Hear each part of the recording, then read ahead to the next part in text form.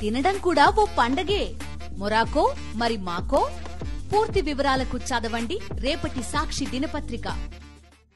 పిఠాపురం పాదగయ క్షేత్రంలో సామూహిక వరలక్ష్మి వ్రతం కోసం భక్తులు ఇక్కట్లు ఎదుర్కొంటున్నారు.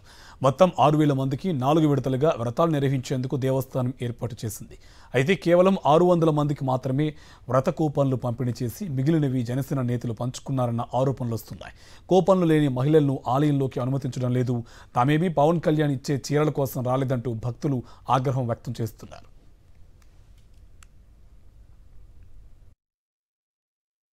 పిఠాపురం పాదగయ క్షేత్రంలో సామూహిక వరలక్ష్మి వ్రతం కోసం భక్తులు ఇక్కట్లు ఎదుర్కొంటున్నారు. మొత్తం 6,000 మందికి 4 విడతలుగా వ్రతాలు నిర్వహించేందుకు దేవస్థానం ఏర్పాటు చేసింది. అయితే కేవలం 600 మందికి మాత్రమే వ్రత కూపన్లు పంపిణీ చేసి మిగిలినవి జనసేన నేతలు పంచుకున్నారన్న ఆరోపణలు వస్తున్నాయి. కూపన్లు లేని మహిళలను ఆలయంలోకి అనుమతించడం లేదు. తామేమీ పవన్ కళ్యాణ్ ఇచ్చే చీరల కోసం రాలేదంటూ భక్తులు ఆగ్రహం వ్యక్తం చేస్తున్నారు.